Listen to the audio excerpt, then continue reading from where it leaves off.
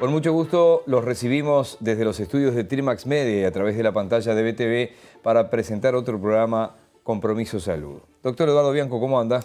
Muy bien, Miguel. Dispuesto a compartir un programa más contigo. El tema de hoy tiene que ver con infecciones intrahospitalarias. Obviamente que cuando hablamos de infecciones intrahospitalarias hablamos de todo tipo de nosocomio, ya sea privado o público, y vamos a hablar de lo que pasa en el resto del mundo con respecto a este tema. Un tema especialmente delicado por lo que significa, en primer lugar, la salud de cada uno de los pacientes internados, eventualmente la salud de los que puedan concurrir a verlos o a cuidarlos, pero sobre todo también en la relación calidad de salud final de la salida de ese paciente, ya me explico lo que quiero decir, y el costo, porque de repente una infección intrahospitalaria, y se va a ver en los informes que van a continuar, extiende y puede llegar a agravar la hospitalización de un paciente. Exactamente. Porque puede generar algo que no estaba previsto, una complicación adicional, o agravar algo que no era grave, o simplemente perjudicar y extender la estadía, la hospitalización de ese paciente, con todos los costos en salud para esa propia persona y los costos económicos para esa institución, sea privada o pública. O sea, no gana nadie con esta situación, que es evitable, pero es un hecho real. Y te voy a decir una cosa, Miguel. Va a seguir aumentando. ¿Por qué va a seguir aumentando? Porque cada vez vivimos más y cada vez tenemos gente que sobrevive a múltiples patologías, con múltiples intervenciones, y se vuelve más vulnerable. Y esas personas requieren, a su vez, mayor agresividad, más internación.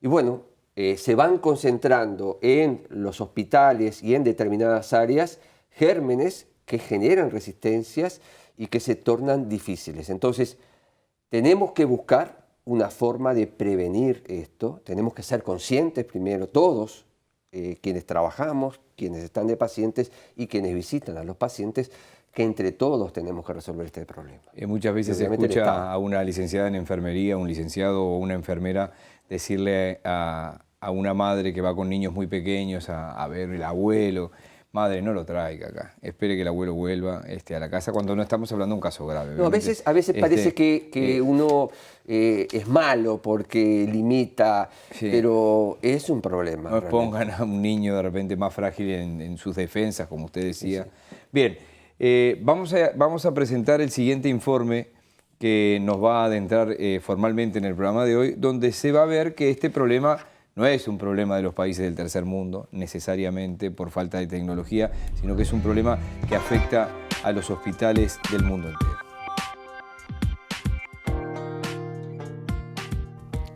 Las infecciones adquiridas en el hospital, llamadas infecciones intrahospitalarias o nosocomiales, ocurren en todo el mundo y afectan tanto a los países carentes de recursos como a los desarrollados. Además, están entre las principales causas de defunción y de agravación de los problemas de salud en pacientes hospitalizados. Las infecciones nosocomiales más frecuentes son las heridas quirúrgicas, las de vías urinarias y de vías respiratorias inferiores. La máxima prevalencia se encuentra en unidades de cuidados intensivos y en salas de cirugía. Las tasas de prevalencia de infección son mayores en pacientes con mayor vulnerabilidad por causa de edad avanzada, enfermedad subyacente o quimioterapia. Estas infecciones prolongan el periodo de hospitalización de los pacientes y requieren además mayor uso de medicamentos, necesidad de aislamiento y de uso de más estudios de laboratorio y otros con fines de diagnóstico, lo cual eleva los costos de internación y agravan el desequilibrio existente entre la asignación de recursos para atención primaria y secundaria, al desviar escasos fondos hacia el tratamiento de afecciones potencialmente prevenibles. En Uruguay, a comienzos del 2005, se constató que solo el 20% de los hospitales y sanatorios contaba con equipos multidisciplinarios para controlar e informar sobre este problema, pese a que era obligatorio desde 1997. Desde entonces, se ha puesto en marcha un sistema para enfrentar este serio problema. Las infecciones intrahospitalarias constituyen una pesada carga sanitaria y económica, actual y futura, para el sistema de salud. En nuestro Compromiso Salud de hoy, les presentamos infecciones intrahospitalarias.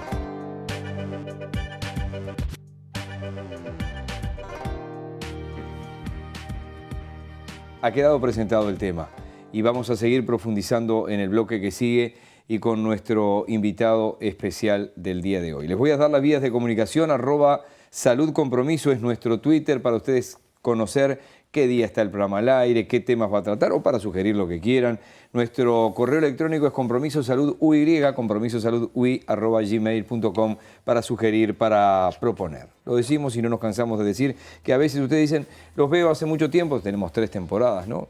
Ya es increíble, pero arrancábamos allá por el 2013 y dicen, este tema, han hablado de este tema y ha pasado muchas veces que el doctor Bianco ha tomado un tema desde otra arista o lo ha profundizado de repente haciendo hasta 3 programas porque hay una enfermedad que afecta tanto a adultos como a niños, pero de diferente forma. Entonces hablamos de tal tema en la niñez, tal tema en la adultez. Siempre se puede seguir ampliando y de repente, mira, este tema no había estado y puede ser parte de un programa entero. Ya volvemos, quédense allí, hay más Compromiso Salud.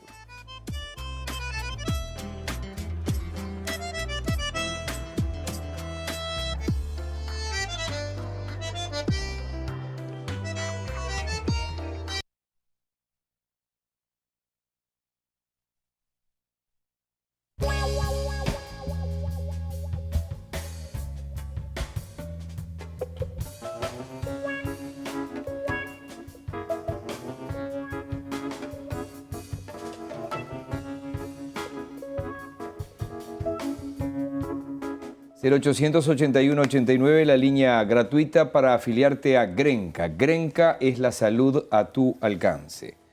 Seguimos con el tema de hoy que tiene que ver con las infecciones intrahospitalarias. Comencemos por definir qué es una infección intrahospitalaria, ¿no? Es aquel proceso infeccioso que se instala 48-72 horas después del ingreso a un centro sanatorial u hospitalario, o bien durante algún periodo de su estadía, pero que incluso hasta 72 horas después del alta sanatorial, si no hay otra causa atribuible de esa infección, de ese proceso infeccioso, estamos hablando de una infección intrahospitalaria. Esto no es nuevo. En realidad, desde la aparición de los hospitales, desde que Pasteur desarrolla la ciencia bacteriológica, desde que Lister establece las bases para una cirugía aséptica, o sea, para disminuir las infecciones que existían en una época mucho mayores que la que tenemos ahora, sí, obviamente. No, el siglo XIX fue dramático. Hay algunos ejemplos que fueron dramáticos. Exactamente. Por ignorancia, ¿no? Por falta no, por falta de conocimiento. Y fíjate que recién en el año 1861, un médico húngaro escribe sobre hallazgos sobre origen nosocomial, o sea, intrahospitalario, de fiebre puerperal. O sea, y ahí comienza a destacar la aparición de un proceso infeccioso que surgía dentro de un individuo que no había llegado con ese proceso.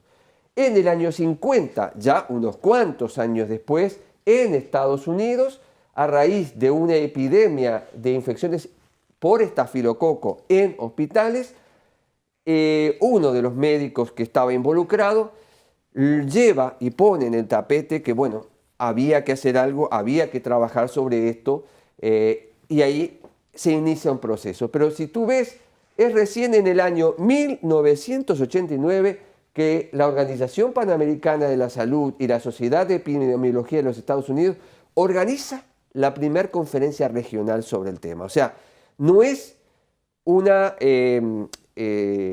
situación o un desarrollo muy antiguo del tema, sino que es algo para la medicina relativamente reciente. Sí, además tengo recuerdo de alguna crónica de época de mitad del siglo XIX que algunos médicos que estaban ubicados de repente haciendo una autopsia o manejando un cadáver eran llamados para una emergencia y se lavaban escasamente las manos, claro, y venían a atender de repente un parto. Sí, no había noción.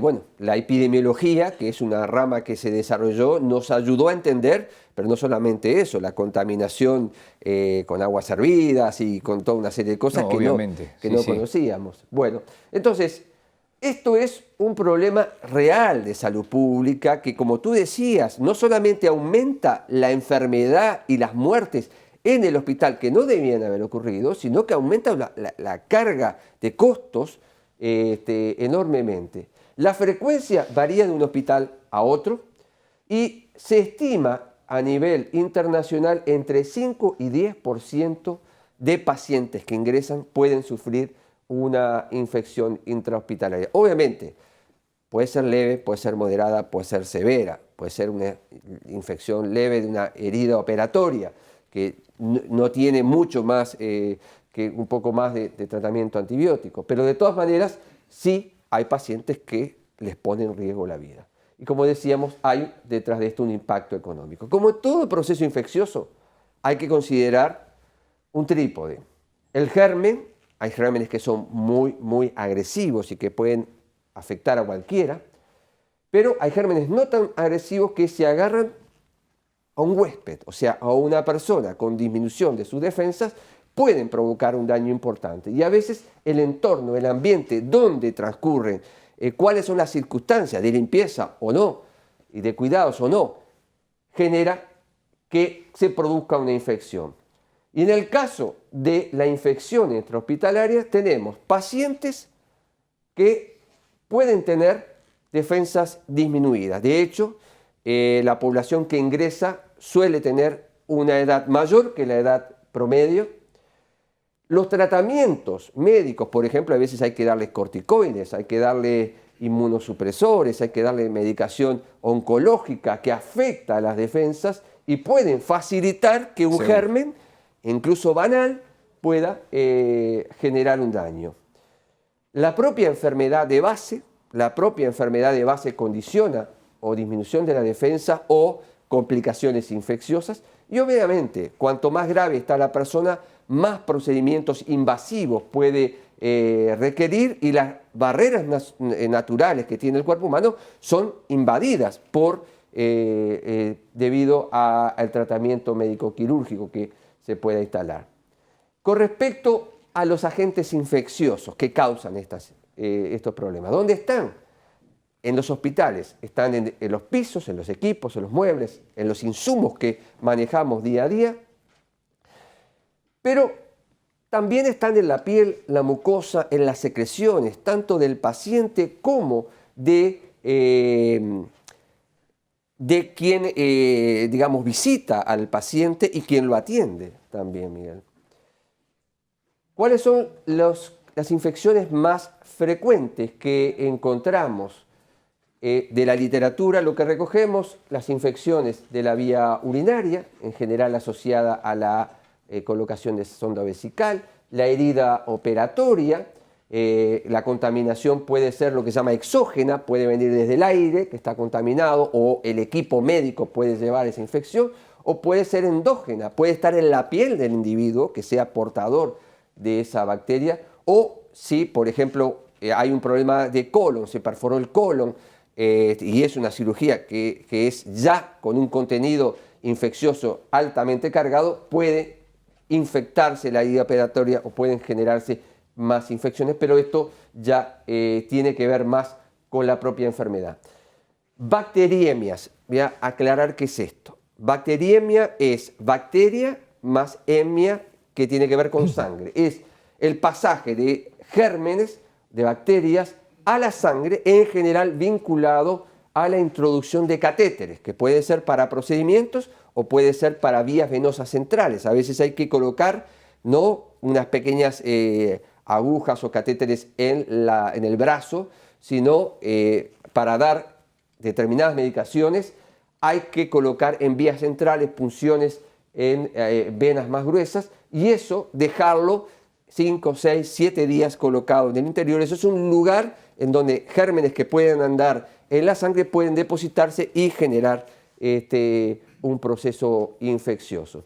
Y por último, las infecciones respiratorias bajas, en general más vinculadas a los sistemas de apoyo respiratorio, los aparatos respiratorios de respiración que hay que colocar en pacientes graves. Estas 4 infecciones o tipos de infecciones constituyen el 80% del total de las infecciones intrahospitalarias. No voy a mencionar los distintos tipos de bacterias, pero hay dos grandes tipos de bacterias que causan la mayoría de las infecciones. Bacilos gram negativos, ¿qué son? Son un tipo de bacteria alargado, el bacilo, que con la tinción de Gram, que es la tinción especial para identificar, no responden, o sea, es negativo porque no responden, no se colorean. Y los cocos gram positivos, que son redonditos y que sí se tiñen con esta tinción. Entonces, acá tenemos nombres de bacterias que Miguel jamás quizás hayas sentido nombrar. Habrá sentido Escherichia coli, pero Klebsiella, Pseudomonas C, Serratia, nombres raros que no tienen importancia para la persona, pero sí conoce la mayoría de las personas dentro de los cocos gram positivos al estafilococo dorado. Eso porque yo desde que era chico, mi madre me hablaba de estafilococo dorado y era algo en casa muy, muy serio. Y que puede infectar heridas, estar en catéteres, etc. ¿Cuáles son las precauciones que tomamos en pacientes hospitalizados para que no ocurra esta situación, Miguel? Hay hechos muy simples, muy diarios, que obviamente se hacen, pero que tiene que extremarse uno para tratar de disminuir las infecciones. Uno, lavarse las manos, esto lo vamos a insistir muchas veces y seguramente que quienes nos visitan va a usar antes y después del contacto del paciente. Usar guantes, sobre todo cuando hay contacto con fluidos o con pacientes que tienen procesos infecciosos. Y cuando se van a hacer procedimientos de intubación o algo, usar mascarillas para tapar la boca, pero también para cubrir los ojos, lentes especiales. Y obviamente colocarse sobre túnicas al hacer procedimiento o entrar en contacto con personas que tienen infecciones comprobadas y sobre todo cuanto más riesgosas son. Y hay también recolectores muy especiales para material contaminado como para objetos punzantes, para evitar la punción dentro del personal y generar problemas. Pero si uno quiere frenar al agente infeccioso, aquí, esto es simplemente para recordar e insistir, el lavado de manos es un elemento esencial. Claro. Es el elemento esencial en los distintos momentos en que uno interactúa con el paciente directamente o con los objetos que rodean al paciente. Pero vamos a ver un poco cómo es la limpieza de un hospital o cómo debería ser la limpieza de un hospital en este video. Las superficies, principalmente las horizontales, constituyen el soporte físico de los gérmenes. A ellas llegan a través de múltiples vías por el aire, por salpicaduras de excreciones o por contactos con objetos o personas. Si se encuentran las condiciones idóneas, proliferan. Estas son las superficies que componen la arquitectura de los diferentes espacios como suelos, paredes y mobiliario. La técnica más apropiada para superficies en zonas de alto riesgo es el sistema 2 cubos, sistema que mantiene separadas el agua limpia del agua usada, de tal manera que la solución desinfectante se mantiene en buenas condiciones higiénicas por más tiempo. El material de limpieza utilizado debe ser específico para cada zona y de tal diseño y naturaleza que sean en algunos casos de un solo uso, o bien que pueda ser sometido a tratamientos de limpieza y desinfección. En la limpieza y la desinfección debe seguirse el siguiente orden: en la altura de zonas altas hacia bajas, de zonas más limpias a más sucias, de dentro hacia afuera del local, en suelos siguiendo trayectorias de zigzag. Tras el alta de defunción de un enfermo infeccioso, también es imprescindible tomar medidas de máxima seguridad. La limpieza y desinfección llevada a cabo es entonces igual de rigurosa que la aplicada en zona quirúrgica, con las mismas medidas y utilizando el sistema de 2 cubos. En caso de visualizar suciedad sobre las superficies, se retirará previamente con el material de limpieza antes de aplicar el producto biocida. Las camas de los pacientes exigen una limpieza y desinfección cuidadosa, debido a que en ellas pueden acumularse suciedad y fluidos corporales. La limpieza se realiza con un paño de microfibra si es posible, e impregnado de solución desinfectante bien escurrido. Después de retirar todos los elementos presentes en el baño, se inicia el proceso de limpieza y desinfección. Entre otras cosas, se tratan el inodoro, la ducha, las paredes, los suelos y el pestillo de la puerta. Y para finalizar, hablamos cuando hicimos la presentación que Uruguay ya desde hace unos años está trabajando en cambiar esta situación. Y una de las herramientas importantes que se ha creado son los comités de prevención y control de las infecciones intrahospitalarias, en donde profesionales, médicos, enfermeros y distintos profesionales se dedican a hacer un seguimiento, a hacer una evaluación, a ir a entrenar y a insistir en las distintas áreas en estos cuidados. Pero seguramente que quienes nos visiten hoy nos van a dar más información. Seguro, porque uno supone que hay protocolos a seguir estrictamente, que son los que minimizan eso. Vamos a hacer una pausa. Yo me quedo dando vuelta que también en la niñez escuché lo del estafilococo aureus y después escuchábamos que determinado nosocomio tuvo que tirar abajo un quirófano entero porque no había forma. En fin, veremos si eso es más mito que realidad, pero creo que es más realidad que mito, aunque no pasa habitualmente, ¿no? Sí. Ya venimos con los dos bloques centrales de este programa.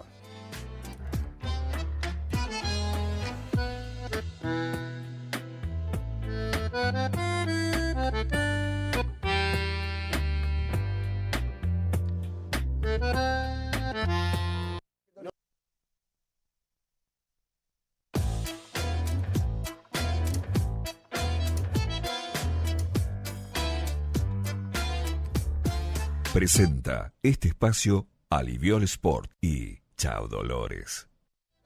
Recuerden que Aliviol Sport tiene una solución para cada dolor y que ustedes pueden conocer más en facebook.com/aliviolsport y allí podrán participar en sorteos y promociones. Nosotros recomendamos para antes y después de hacer deporte Aliviol Sport. Hay que pedirlo en su farmacia de confianza, Aliviol Sport y Chao Dolores. En estos dos bloques centrales del programa nos va a acompañar el doctor Gino Limongi, que es médico infectólogo de la Asociación Española. Doctor, bienvenido. Gracias por su tiempo y por estar con nosotros. Muchas gracias por la invitación. Doctor Eduardo. Buenas tardes. Bueno, con el doctor Limongi nos conocemos hace mucho tiempo. El doctor Limongi es una persona que se ha dedicado a estudiar los procesos infecciosos, es un experto en infectología y bueno, cumple ahora también un rol en este tema, en de las infecciones intrahospitalarias. Estoy muy contento que él nos pueda acompañar. Gracias, Gino, por estar encantado de verdad. Vamos a tratar de explicarle, nosotros intentamos hacerlo modestamente, sí. Pero con tu experiencia, este tema. Hay mucho mito, pero hay mucha realidad, para que la gente entienda cuánto se está haciendo, qué es lo que se puede hacer. Vamos a empezar por tu definición de qué es una infección intrahospitalaria. Bien. La infección hospitalaria se enmarca dentro de lo que son los efectos adversos asociados al cuidado de la salud, ¿no? Es claro que cualquier proceso asistencial conlleva riesgos. Esos riesgos pueden estar vinculados a la propia acción médica, a la dependencia de equipos utilizados para su asistencia, a la medicación que se administra, a los procedimientos que se hacen sobre el paciente. Y en los últimos años se ha desarrollado mucho en todo el mundo y en nuestro país también el concepto de paciente seguro, de seguridad de paciente, y es en este concepto, o naciendo un poco de eso, es que nace a partir un poco de lo que es el control de infecciones, ¿no? La infección hospitalaria se conoce, o infección nosocomial, o ahora como se le llama más en los últimos años, infección asociada al cuidado de la salud, porque en realidad no necesariamente la persona tiene que estar en un hospital o tiene que estar internada, sino que puede ser una persona que se asiste en forma ambulatoria, ya sea en una policlínica o un paciente en diálisis, en fin, no necesariamente tiene que estar internado en una institución, pero originalmente y conceptualmente eso es bien claro, es una infección, se le llamó infección hospitalaria, luego nosocomial. Es aquella infección o aquella enfermedad provocada por un agente infeccioso o por sus toxinas, una infección, que el individuo adquiere en el transcurso de su proceso asistencial. ¿Hay plazos? Nosotros manejamos Sí, algunos. hay plazos definidos claramente por la literatura. Esos plazos son, como todos los números, tú lo sabes bien, son arbitrarios, se dice a partir de. Se considera infección hospitalaria aquella que se adquiere luego de 48 horas de internado, luego de 48 horas de internado en una institución, en un hospital, y que no estaba incubando, o que tenemos clara noción de que no estaba incubando en el momento que el paciente ingresó a ese. Por lo tanto, se excluyen aquellas infecciones que pueden, por su periodo de incubación, pueden haberse manifestado clínicamente estando internado, pero que la venían incubando de afuera, y se incluyen también aquellas infecciones que al revés, se manifiestan una vez de alta del nosocomio, pero que la adquirieron vinculada a un proceso asistencial. Yo creo que eso es el concepto grande, y también incluye no solo la que adquiere el enfermo, el paciente, el que consulta, el sujeto de la actividad asistencial, sino también el trabajador, ¿no? Es también un proceso vinculado a una infección nosocomial hospitalaria, también es la adquirida por el trabajador de la salud. Ahí sería ya un tema laboral, aparte. Y tiene claramente implicaciones laborales, pero desde el punto de vista del concepto de la infección, es una infección hospitalaria también. ¿Cuánto hace que Uruguay viene trabajando sobre este tema o que hubo un cambio en el abordaje de este tema? ¿Nos puede situar un poco? Sí, claro. Uruguay viene trabajando a través del Ministerio de Salud Pública desde hace unos cuantos años. Se está haciendo una vigilancia de todos de todas las instituciones, una vigilancia de la infección hospitalaria y de su incidencia desde el año 2008. ¿Quién la hace, el Ministerio? Esa la hace el Ministerio de Salud Pública a través de una comisión de control de infecciones. ¿Tanto en el sistema público como privado? Sí, en todos lados. Cuando usted dijo hace mucho tiempo que lo hace, 2008... Claro, 2008, de 2008 es que está funcionando el control, este sistema de vigilancia, de control de infecciones. Pero antes de eso ya venía trabajando unas comisiones que fueron elaborando todo esto, y antes de eso ya se venía trabajando a nivel de cada institución en algunos lugares. Por ejemplo, yo en el lugar donde me desempeño, en la Asociación Española como infectólogo, yo no lo hago desde esa época, pero se hace desde el año 96, 1996. ¿Hay algún protocolo, por ejemplo, de la Organización Mundial de la Salud a seguir? ¿O cómo se hace esto? Sí, esto se hace a través de definiciones y normas que son inicialmente, cuando no había una comisión centralizada a nivel nacional, lo hacíamos de acuerdo a los conceptos internacionales que se manejan de control de infecciones. Fundamentalmente una referencia importante es el CDC, el Centro de Control de Infecciones de los Estados Unidos, de enfermedades, que tiene definiciones muy claras al respecto y protocolos de seguimiento.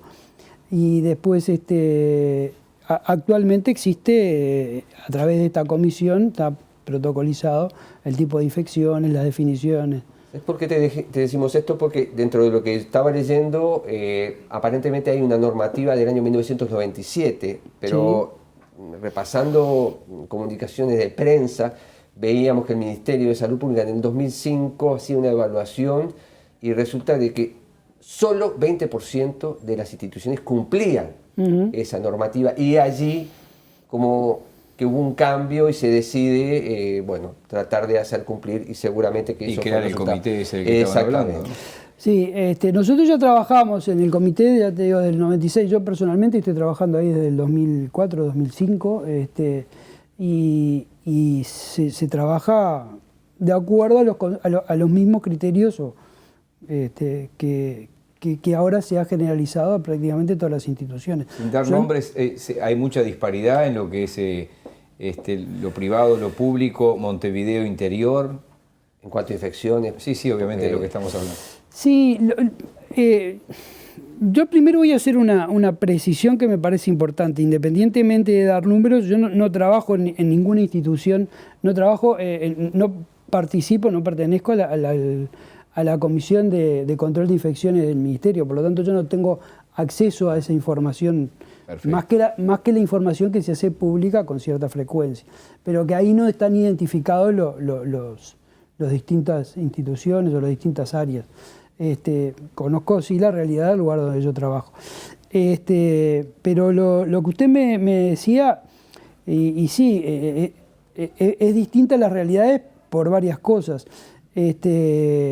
La presencia de un profesional de control de infecciones, de un infectólogo, de un profesional de control de infecciones, puede ser epidemiólogo, puede ser proveniente de otra rama de la medicina, habitualmente, a veces microbiólogo. Lo ideal es que 3 de esas vertientes se integren en el comité de infecciones.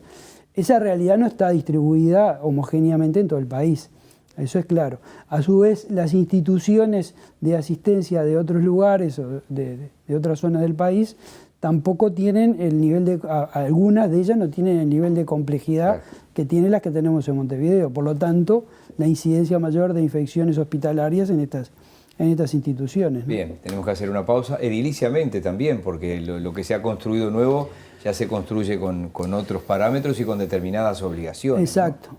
Entonces, obviamente que la evolución de la tecnología nos ha llevado en estos últimos 20 años al material descartable y cada vez es menos lo reutilizable, que obviamente después Vamos a hablar de todo eso en este segundo bloque, digamos, algunas palabras más de las principales infecciones y por qué se producen en sí, y después, fundamentalmente, cómo se previene y bueno, cómo se tratan estas infecciones. Vamos a hacer una pausa. ¿Sabe lo que me dicen a mí en mi programa de radio y de televisión? ¿Qué le dice?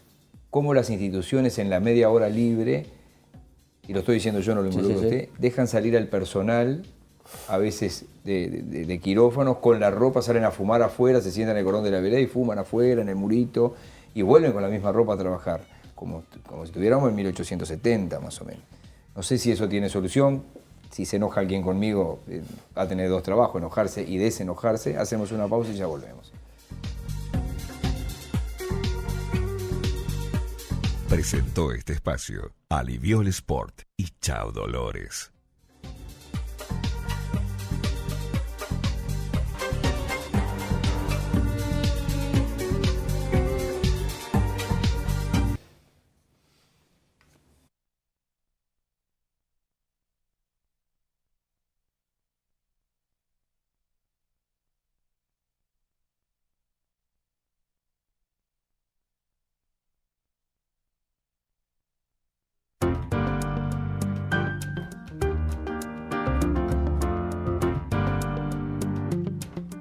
Presenta Óptica Ariel, 18 de julio 1385, frente a la Intendencia.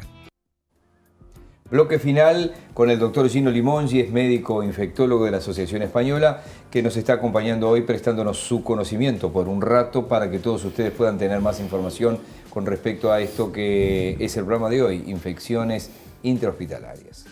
Doctor Bianco. Bueno, Gino, como decíamos, vamos entonces a qué tipo de procesos infecciosos, por qué se generan y fundamentalmente cómo prevenirlos y qué es lo que estamos haciendo, o por lo menos tú estás haciendo en tu institución para disminuir la incidencia.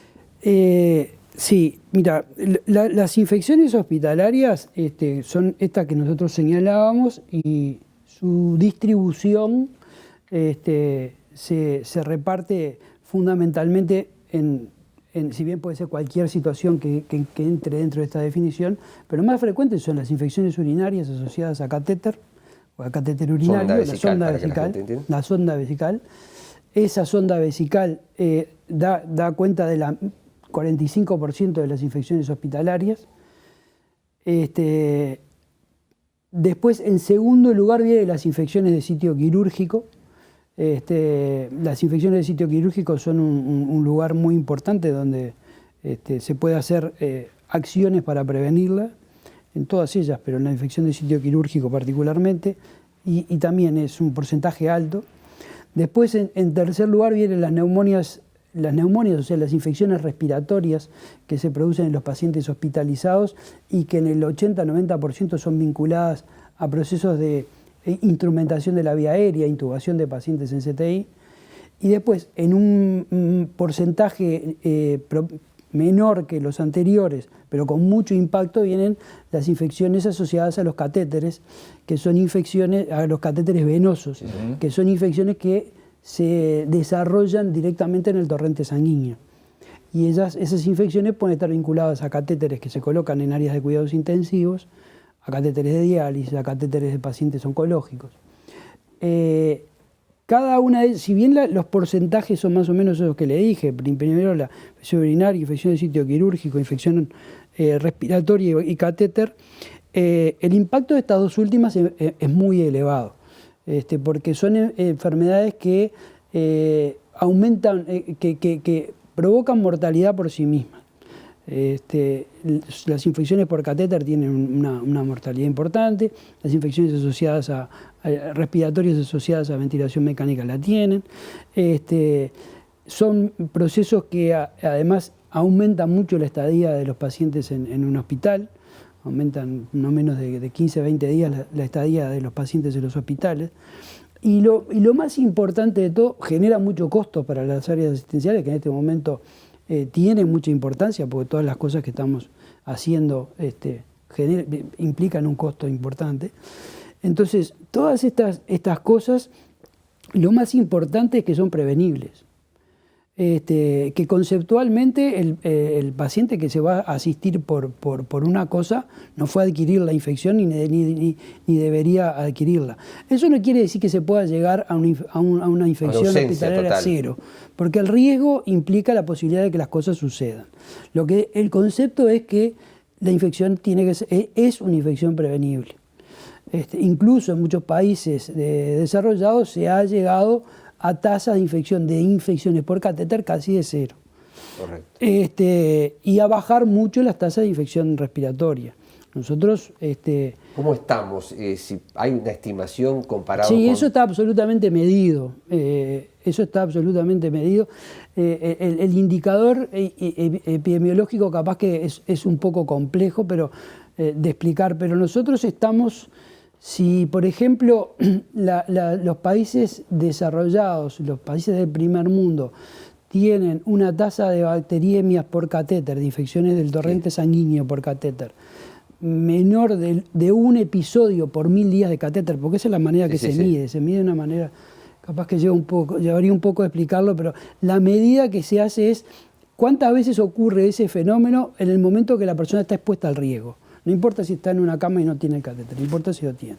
Bueno, cuando hay 1000 días de catéter, un episodio viene a representar más o menos, eso es lo que hay en los países desarrollados. Sin embargo, en los países en vías de desarrollo, te diría que la incidencia es de 7 y 8, y nosotros creo que tenemos una incidencia de 3 episodios por 1000 días de catéter, 3 o 4 episodios por 1000 días de catéter. Estamos un poco mejor que los que están peor, pero todavía tenemos para mejorar. Sí, muchísimo hay para mejorar. Y eso yo creo que una cosa importante, más allá de las cifras, que ni siquiera yo muchas veces las retengo, conceptualmente lo que a mí me parece es que esto es algo prevenible. Esto es algo con lo que hay que trabajar, con que todo lo que se invierta racionalmente es ganancia, porque se evitan episodios de infección que para las instituciones son sumamente costosos. Todos perdemos, el paciente, la institución. El paciente ni que hablar, y es lo principal. Pero si estamos hablando de costos en asistencia, una infección por catéter cuesta $20.000, por ejemplo, en los costos estimados que hay por ahí. Son infecciones que, en cuanto a días de hospitalización, antibióticos que llevan y otras cosas que puedan tener, lo que voy es prevenible. Hay que profundizar el control de infecciones. Se está haciendo un trabajo Explícanos un muy poquito bueno. más en estos últimos minutos sobre eso. ¿Qué es lo que se está haciendo? Lo que se hace primero, el control de infecciones, lo que hace, el trabajo diario, digamos, es la vigilancia de la infección hospitalaria. Nosotros tenemos, los comités de infecciones tienen definidos ciertas infecciones que importa seguir su tasa para ver cómo van evolucionando, porque son las que más impactan en estas cosas, ¿no? En riesgos para el paciente y en costos para una institución. Entonces esas infecciones son las que más se vigilan. Y sobre esa vigilancia se elaboran tasas que se publican o se difunden trimestralmente o semestralmente entre los equipos asistenciales involucrados. Y a su vez, junto con esos equipos asistenciales involucrados, se trazan políticas para prevenir la infección, ¿no? Para hacer políticas de prevención de la infección. ¿Y cuáles considerando que la infección hospitalaria tiene un reservorio, que es donde está el microorganismo, que puede ser el propio paciente o colonizado con un microbio, o puede ser el entorno.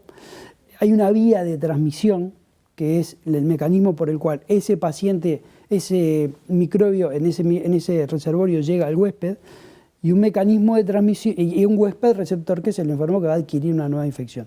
La puede adquirir a partir de otro, la puede adquirir a través de la inhalación de partículas, un montón de vías. Yo voy a hacer hincapié, porque si no nos iríamos por la rama, yo voy a hacer hincapié en dos cosas fundamentales. Una de ellas es la higiene de manos. Nosotros estamos cada vez más educando al personal y se está logrando cada vez más que el personal tome conciencia que sus manos están colonizadas por microorganismos.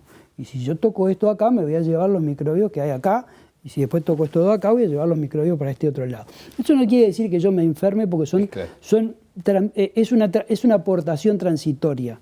Yo tengo, las personas sanas tienen su propia flora a nivel de la piel, que es defiende de que vengan nuevos microorganismos. Pero transitoriamente yo transmito esos microorganismos. Entonces, si yo toco el paciente o el entorno del paciente, toco la cama, le tomo la presión, toco los respiradores, como hacemos nosotros. Bueno, si yo toco el entorno del paciente, tengo que limpiarme con alcohol gel antes y después de hacer eso. Eso es una cosa fundamental. Y hay estudios bien definidos donde establecen qué impacto tiene cada medida que se pueda tomar en control de infecciones, por ejemplo, de usar tapaboca, de usar sobretúnica, de lavarse las manos, de ponerse guantes.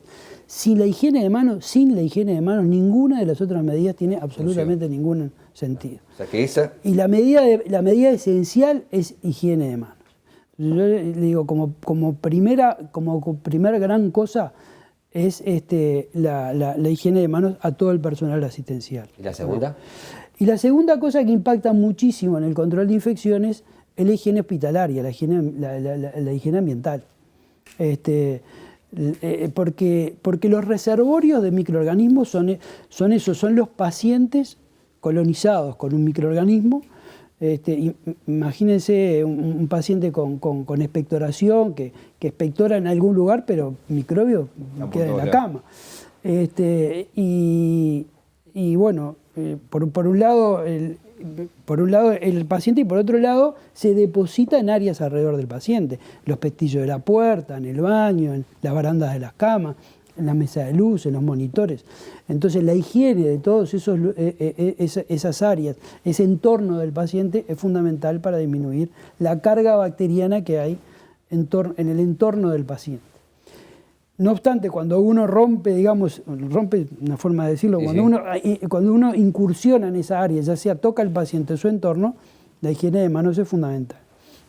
Doctor Limongi, le agradecemos muchísimo estos minutos y que haya transmitido esos conocimientos con tanta claridad. Además, es bien aterrizado para que entendamos todos lo que le agradecemos especialmente. Muchísimas gracias. Muchísimas gracias. No se vaya todavía. No lo queremos echar. No, por favor. Porque tenemos que cerrar el programa y les voy a recordar las vías de comunicación. Recuerden que nuestro Twitter es @saludcompromiso. Esto les permitirá saber los días que va el programa, los temas que vamos a tratar o sugerir lo que quieran, o compromisosaludui@gmail.com, que es nuestro correo electrónico también para proponer, para comentar. Doctor Bianco, muchas gracias como siempre. Gracias a ti. Hasta la semana que viene, desde la los próxima. estudios de Trimax Media en la pantalla de BTV. Que pasen bien.